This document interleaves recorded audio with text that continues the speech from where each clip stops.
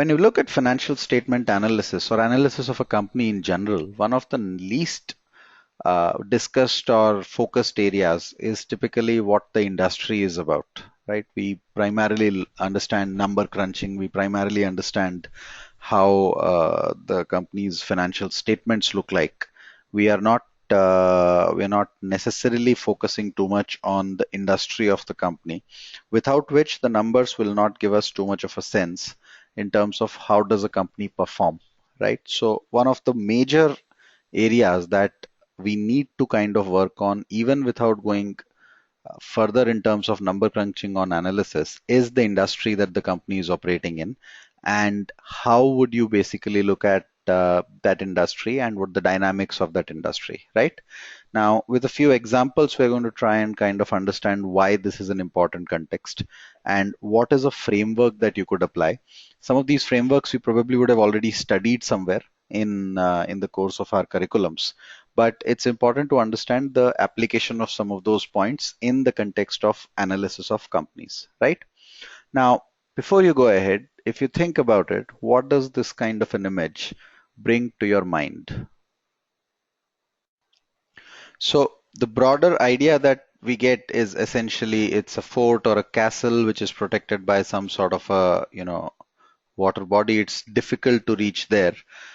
It has some sort of a issue in terms of access. No one can access or reach this particular place, right? So if you look at this, the term that is used for this water body around a castle is something called as a moat, right? And the term economic moat was popularized by Warren Buffett.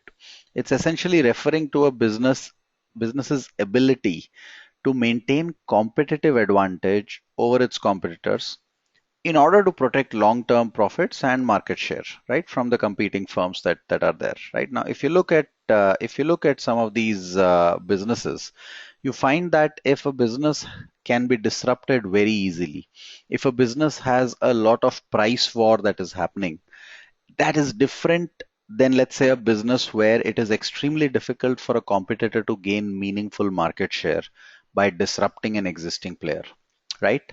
And when you look at a business where in the industry itself there is significant entry barrier because of the way the companies operate, because of the way the companies have created an economic moat, your function of analyzing those companies changes completely in a different way, right? So if you look at debt equity ratio, for example, or if you look at any kind of profitability ratio, for example, your way of looking at these numbers would be very different for a sector where companies enjoy this kind of an economic moat or a competitive advantage. Sectors which are less competed, sectors where there are lesser number of players, sector where there are dominant players, sectors which are less capital intensive, that's where some of these parameters have a completely different connotation as compared to sectors where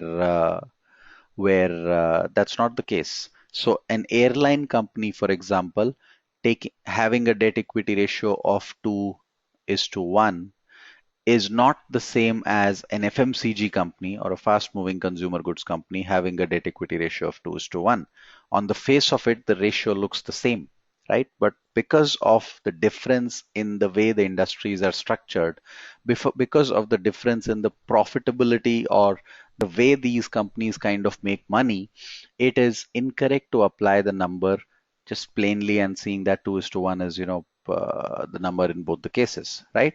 And when you look at these sources of competitive advantage, there's a live example of a company like Eicher Motors, right? Now, if you look at Eicher Motors, typically just to give you a history of this company, this is the company that manufactures the Royal Enfield brand of motorcycles. It also has a commercial vehicles business that's called as Volvo Eicher Commercial Vehicles. It's a JV between Volvo and Eicher Motors. It also has a smallish passenger come commercial vehicle kind of a business that's just coming up. It's called Eicher Polaris, right? But the claim to fame of this company is the Royal Enfield brand of motorcycles, right? And if you look at this particular company, there are a few interesting data points that come out, right? This company at this point of time, and we'll actually note down those in a bit, but there's some data we have picked up from the company's annual reports and data. In calendar year 2009 and 2010, which is this year, the company used to sell 52,000 bikes a year, approximately 50K a year. In about 6 to 7 years from there, the company was selling 50,000 bikes a month, right? In fact, more than that. So now they are almost selling somewhere close to 60K per month. And about 6 years back, they were selling 60K a year, right? That's the kind of advantage or positioning the company has created, right? If you look at the profitability of this kind of a company, you will see that the revenue growth rate over this period from 2011 to 2017 has been 56%. The sales volume growth is 51%, and the operating margin of the company, the profitability of the company, which used to be about 12%, has now gone up all the way up to 31%. This is a number which is practically unheard in the business of motorcycles, right? And why is this happening is because when you look at the competitive structure of a company, this is the exact definition of what a moat is. In the greater than 250cc segment, where bikes when bikes are sold, they're kind of classified as sub 250cc or greater than 250cc segment. The company has a market share of nearly 96% in India, and that results in a monopoly. It also results in a scenario where there is extreme amount of pricing power that the company has. First, there is no competitor. Second, even if there was a competitor, given that the average selling price of the bike is somewhere around 1.5 lakhs, if it changes by 5%, it doesn't really materially impact the scenario. So combined with the fact that it's a monopoly, and combined with the fact that it's sort of a premium product, it's a slightly higher priced product.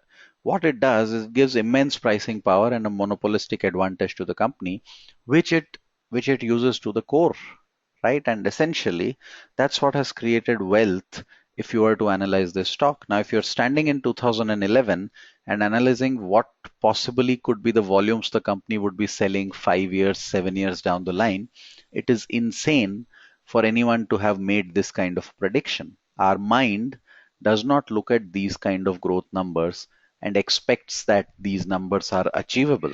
If you were building a model that was basically going to kind of work and create this kind of a valuation, you would most likely not be able to kind of come to the conclusion that growth rates of 50 to 60% could be sustained over a period of 7, 8, 10 years, right? And that's the reason why in 2010 the company's stock price was about $1,000. Now this number is close to 30,000, right? So that's a 30x return over this period. And if you were plainly analyzing it based on the numbers that you were looking at, you tend to think it's a profitable business, you tend to think it's a good business, but you'll never be able to capture what is possible with the combination of competitive advantage and with the combination of opportunity size, right? When they were selling 50,000 bikes a year, India's bike market was still 1 crore bikes a year. India has been selling 1 crore bikes a year for a while, and the two-wheeler market in India in 2010, 11, 12 was still about a crore bikes at that point of time, right? So consequently, they were selling a minuscule proposition of that. So if you combine your analysis of opportunity size along with the fact that the company is a virtual monopoly, huge competitive advantage, high priced product, you would kind of put things into perspective. Without this kind of analysis, you'll never be able to project what kind of growth rates the company might have in the future, right? And that's exactly what we mean by paying a lot more attention to the industry size, industry growth rates, industry possibilities, and what kind of structure the industry carries, right?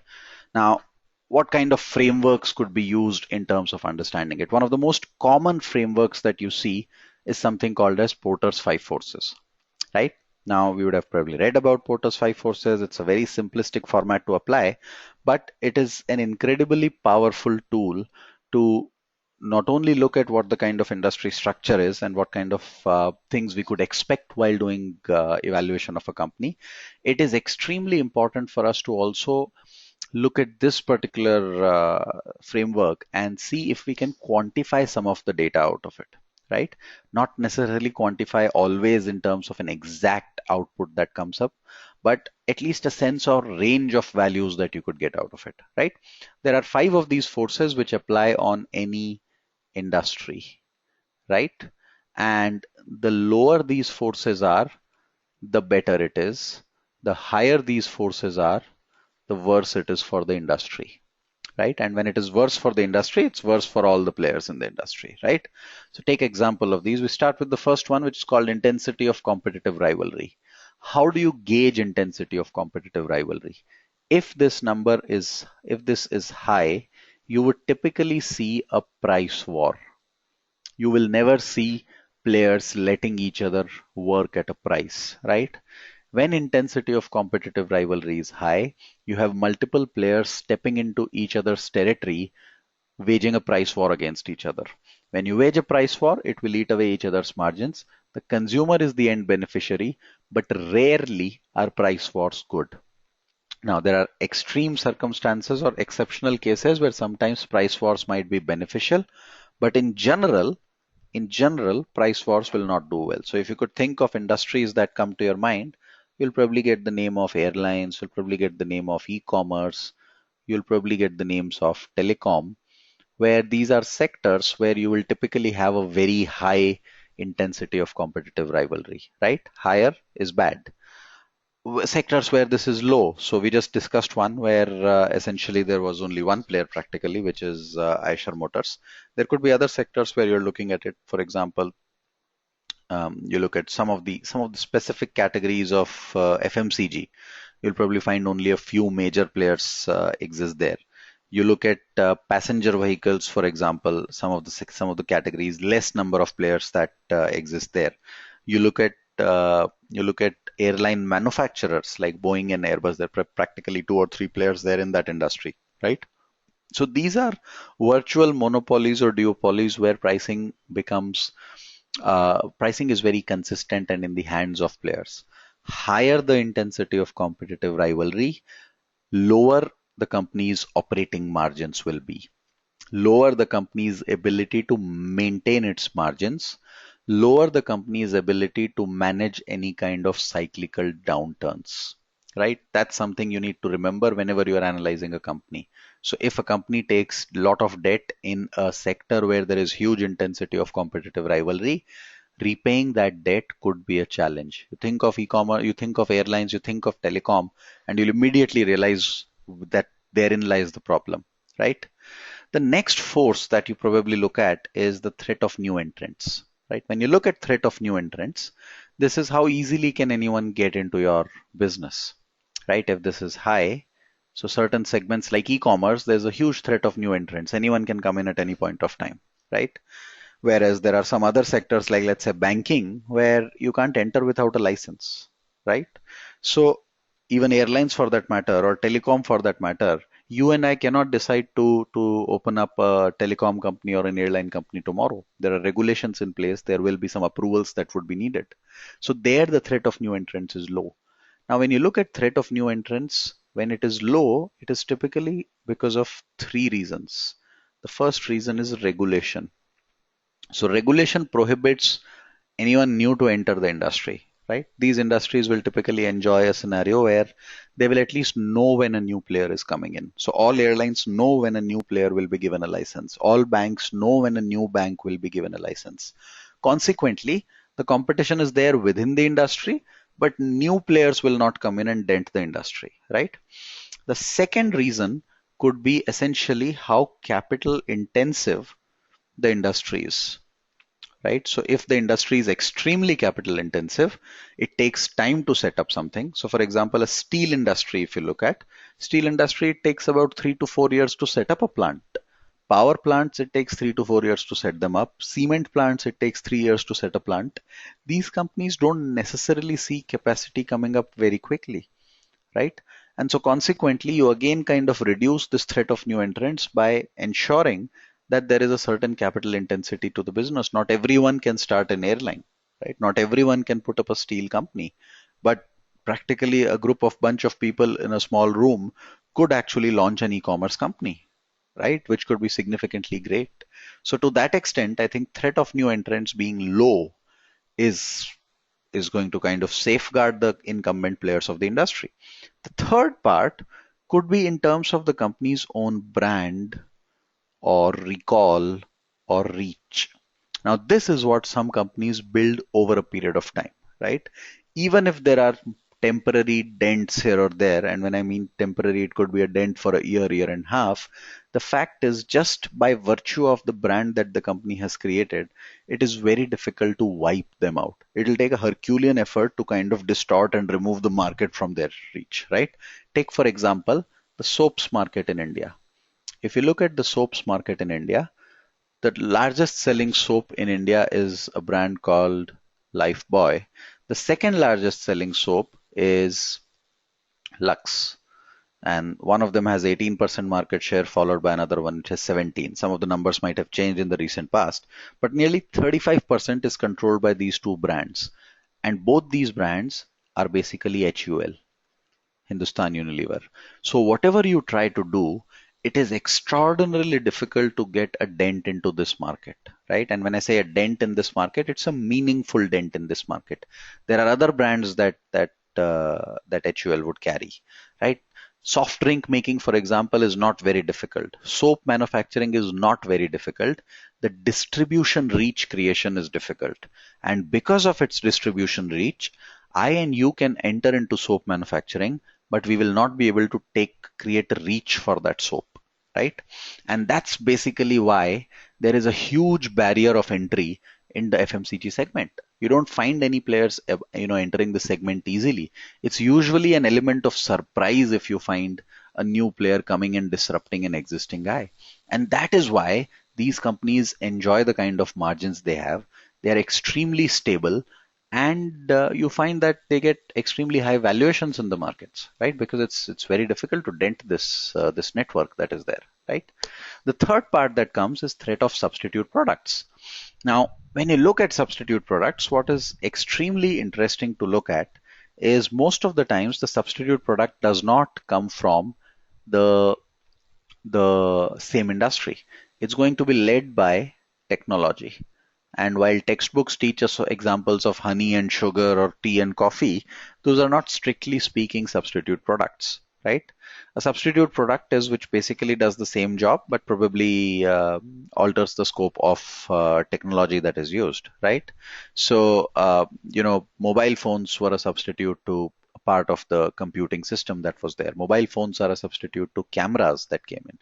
Digital cameras were a substitute to the conventional cameras that were there, right? Mobile phones have become substitutes to music players essentially.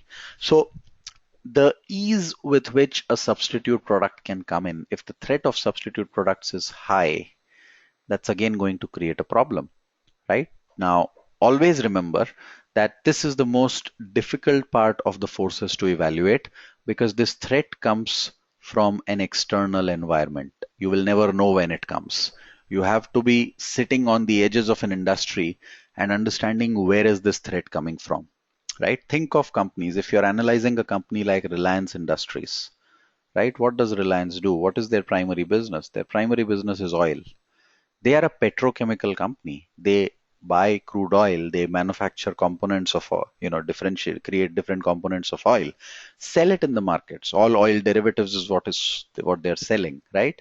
Now, with the advent of electric cars, with the focus on cleaner sources of energy, it possibly seems logical that at some point of time in the next couple of decades, there would be a huge dent in what oil is used for, correct? Now you have a huge business which is technically getting threatened by the fact that globally the usage of what you're doing is going to get eliminated courtesy technology that's coming up in other areas, right? So I'm not saying it becomes zero, but it could go down dramatically.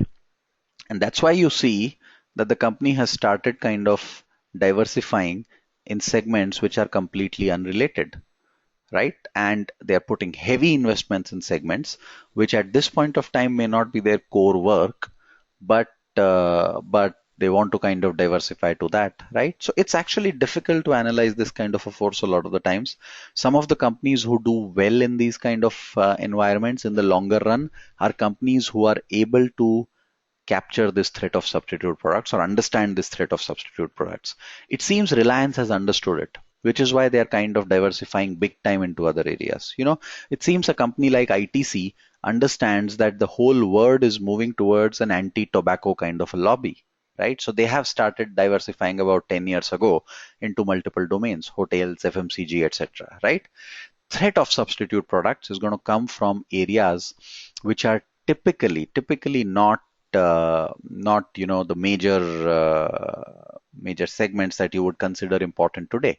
For an airline industry, video conferencing could be a threat of substitute products, right? Because bulk of the travel is of businessmen and or business class of people. And if video conferencing becomes easily available, then for all practical purposes, you have a big dent suddenly. And so some sectors actually face the verge of extinction right away. You don't just realize how it happens, but it just happens very quickly. So as an analyst, it is extremely important to just look at the boundaries of a particular industry, a particular company. What do they do? And if the pain point that they are addressing, if the solution that they're providing is being addressed by someone else today in that market, right? And that's very, very important to understand, right? Whether problem solves, whether the external product that comes in solves the existing pain point in the industry. If that could happen, you could have a scenario where a company or the entire existence of a company could be threatened, right? This entire digital technology has threatened the existence of newspapers, for example, right? So that's where some of this has to be important, analyzed as you go along. Then we come to bargaining power of suppliers. If your suppliers are strong and monopolistic or large or dominant players with market shares which are dominant, it's going to be a problem. Think airlines. You have two suppliers, Airbus and Boeing. So you can't really do anything but to agree to the price of what they're quoting, right? Think telecom. Your major supply is Spectrum. There's only one supplier. That's the government, right? So you have to kind of agree to whatever pricing the government does there. On the contrary, think a company like Hero Motocorp, right? Hero Motocorp is India's largest selling, bike. It has nearly a 50% share in the motorcycle segment in India. All the auto component manufacturers who manufacture, let's say, brake pads or manufacture tires or manufacture clutches or manufacture wires are all guys who are smallish players. Now, if you don't agree to what Hero Motocorp is saying, then you lose market share, right? Because Hero Motocorp could easily go to someone else. Now, in this context, if the bargaining power of suppliers is high, you are likely to see a few things always with the company, which is one, pressure on input prices, right? If the supplier is a dominant player. Two, very low payable cycle. You have to pay money immediately as you get the product. So you can actually quantify and look at the numbers. If a company is able to repay money after a long period, that's fine. Then in that case, the supplier power is not huge. But if the company is paying money almost immediately, if the company always keeps citing that there's a pressure on input prices, then the bargaining power of suppliers could be high, right? And contrary to this, if you look at bargaining power of buyers, if you look at this segment, this is a very clear scenario. If you have B2C companies, it's usually low, right? If you have B2B companies, it's usually high because your consumer or your customer is a bigger player, right? So if you look at IT sector, for example, bargaining power of buyers would be high. If you look at cinemas, for example, I can't go to a cinema hall like a PVR cinemas and say, why don't you cut the price of the ticket for me, right? I can't go and tell them that let me pay after watching the movie. That doesn't work. So if my predominant customer base is B2C, right, is my business model is B2C, then practically the consumer does not have too much of control over the scenario because each consumer is individual and I will have pricing power. I will also have what is if this pricing power is low, bargaining power is low for buyers, I will have a low receivable cycle, right? Which means I will either get the money before I give the product or service, or I'll get it very quickly. Whereas if the bargaining power of buyers is high, I'm going to get paid only after a period of time, right? And that's the crux of the entire matter. If I can quantify some of these things, if I can put some of these things in perspective, I realize that a PVR cinemas will never be affected on the pricing front because they'll keep getting money. And it's not a business which has a huge intensity of competitive rivalry. But it's also very important to understand which of the factors is affecting something. So when an airline gives us a discount, that's because of competitive rivalry, right? That's because other airlines are giving us discount.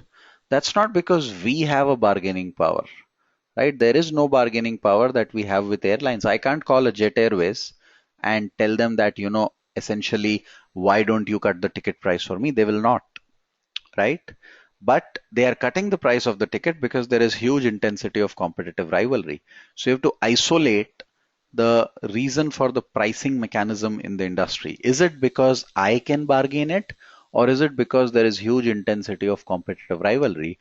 Because if that intensity goes away tomorrow, then there is zero bargaining power that consumers have. Think of telecom, right? When Reliance Jio enters the telecom space, then it will create a wave of consolidation, right? We've already seen Idea and Vodafone planning to merge. We are hearing, Aircel was acquired by Arcom. We are hearing Arcom might get acquired by someone in due course of time. That will leave 3 or 4 players in the market, which will reduce intensity of competitive rivalry dramatically. Historically, this was huge, so you used to see price wars. Now, you might actually start seeing consolidation in the industry. If you stop seeing price wars, do we have any bargaining power against telecom companies? If they increase prices of each pack by 10 rupees, can we really do anything at this point of time? Right? So we don't. And that is where the fundamental perspective of an industry could change. Today, they are in trouble because of a high intensity of competitive rivalry. Tomorrow, if that is not the case, there is low threat of new entrants, there is low bargaining power of buyers, there is a high bargaining power of suppliers in the form of spectrum, but it's not like the spectrum can be sold to someone else at the end of the day. So if there are 3 players who are going to go and bid for spectrum and they all underbid by either forming a cartel or by design or by chance, the government doesn't really have an option. Today, they all overbid for spectrum because there are like 7, 8 players who are trying to bid for spectrum. If there are 3 or 4 players bidding for spectrum, you might see that even this honestly starts going down, right? Threat of substitute products exists in this industry that has existed for a while. The only benefit for telecom sector is probably that the substitute product will be supported by something on their own network, right? So a mobile telephony might be substituted by broadband or internet telephony, but internet telephony is also supported by the same company, right? So what Airtel might lose on SMS, it might gain on WhatsApp once again, right? So it's important to somehow look at some of these things in perspective when you are trying to analyze a company, because these could have far reaching implications on what you perceive to be the company's profitability today, what you perceive to be the sector's profitability today, that might change dramatically over a period of time, right? That's basically the framework. You need to keep applying it, multiple companies, multiple sectors, to kind of get a sense on, how does this play out? And then you lead to the next question, which is obviously this is one part of the story, but there are some sectors. If you just look at a simple metric like PE ratio, right? Some of us may understand what PE ratio is. You might have read about it. If you read a little bit about it, there are some sectors which trade at significantly higher price to earnings ratios than others. If you look at FMCG, for example, what causes that? If you look at metals, so FMCG trades at a PE ratio of 40, metals trade at a PE ratio of, on a steady state, somewhere around 10. Now, why does one sector have a high valuation, another sector has a low valuation? That depends on what kind of growth prospects you have. That depends on what kind of stability you have. That depends on the opportunity size of the industry. How big could growth be in subsequent years? How long can the company continue to grow at this particular rate? That depends on what kind of competitive advantage a particular company creates. There is no competitive advantage in steel. Everyone produces the same grade of steel. It can be imported pretty easily. So a global player is as good as an Indian player, correct? But that's not true with respect to distribution network of FMCG companies. I can produce a soap probably better than what it is being produced in the form of Lifebuoy or Lux, but I can't create that distribution network.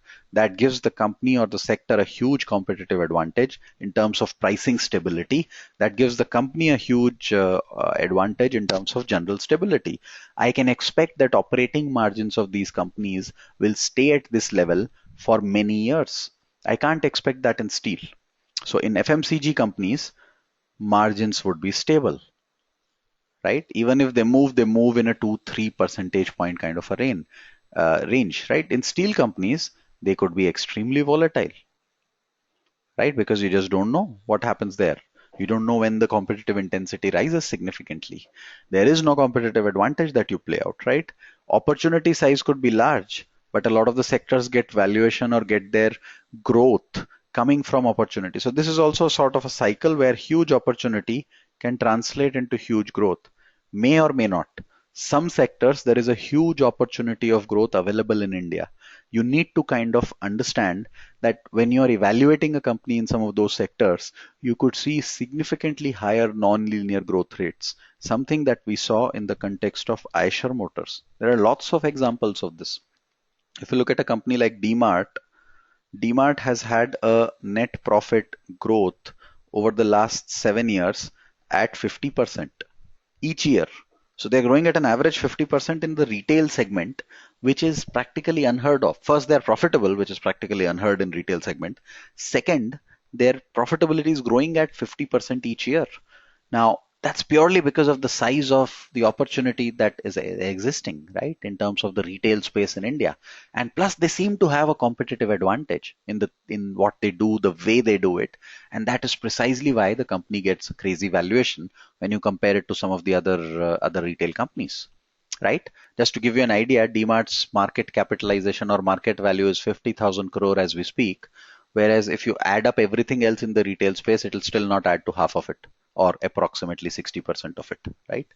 So that's some of the ways, valuation gets affected. You have to get deeper into understanding what is the competitive advantage, what is the growth opportunity, why would the numbers remain stable, and only then can you make a sense or a assessment of whether a certain number looks good or bad with respect to a company. The same debt equity ratio could be different for different companies of different sectors.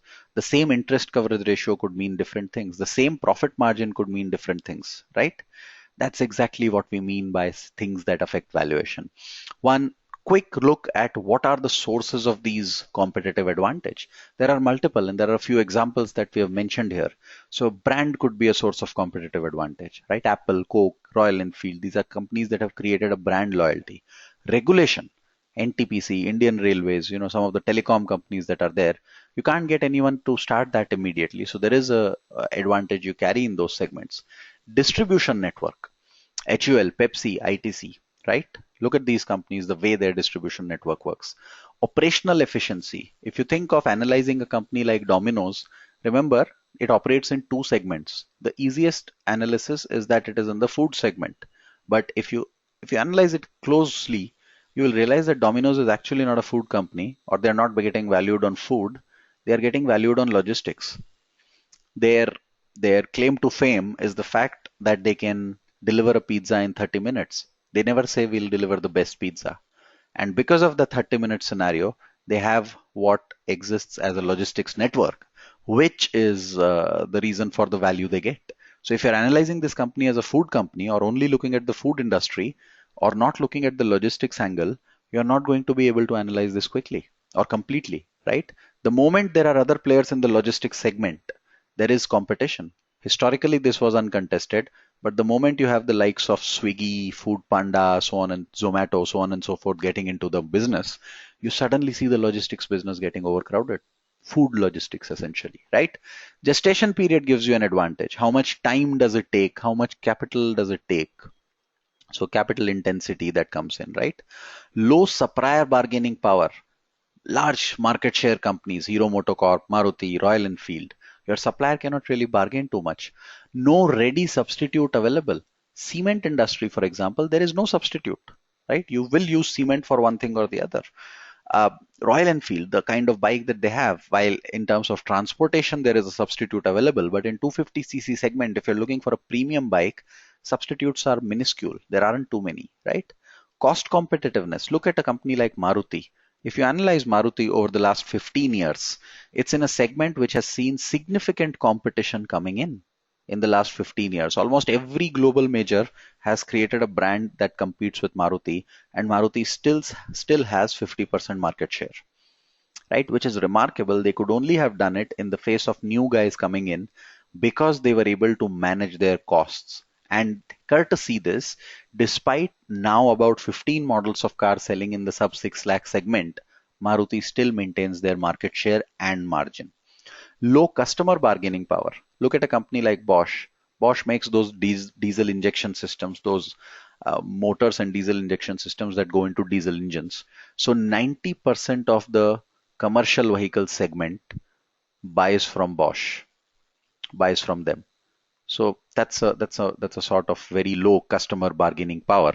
If you look at Intel, Intel is an example in this as well. The chipset manufacturer, right?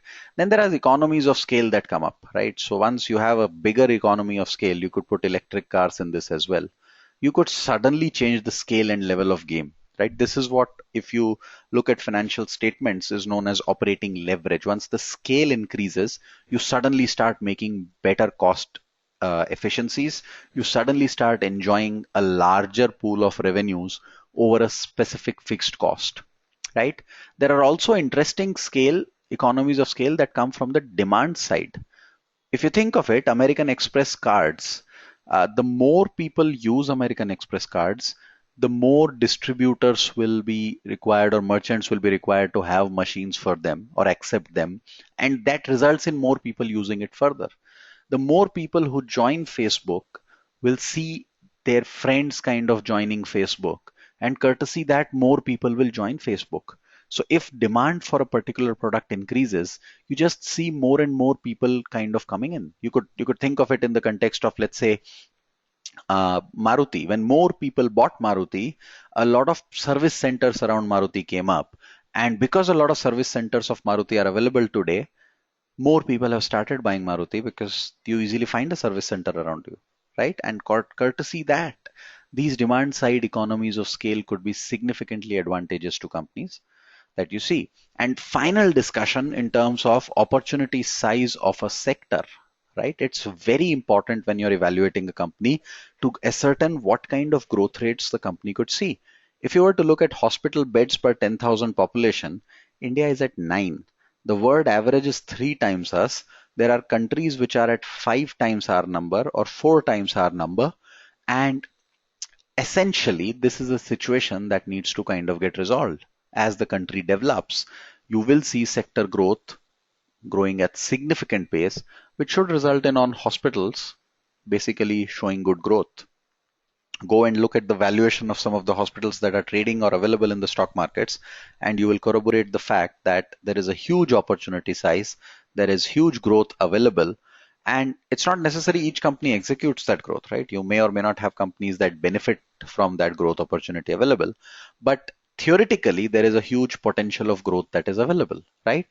Look at penetration of consumer durables in urban India. Look at air conditioner penetration. Number of households in India that have air conditioner is 3.8%, right? There could be multiple reasons why that is the case. Air coolers is 17%.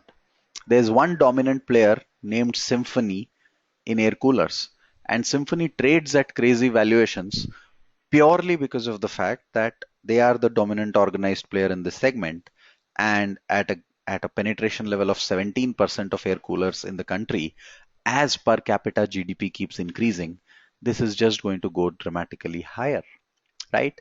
And that's precisely where it is important for us to sort of blend in an understanding of the industry's growth, industry's opportunity, industry's stability, or a company's stability within this perspective of an industry to be able to analyze it completely. Right? That's broadly it in this particular session. I'll quickly summarize. When we do any kind of analysis using FSA or valuation of a company, the least amount of focus is given on this area of industry analysis. It is very important for us to pay attention to industry analysis because similar numbers, similar ratios may mean different for different sectors, right? For different sectors, there could be a completely different connotation of an operating margin or a debt equity number.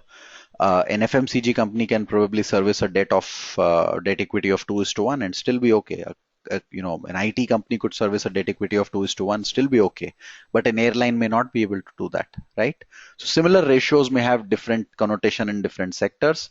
You also need to look at what is the stability that is available in a sector, what kind of growth rates are available in a sector, what kind of opportunity lies in a sector.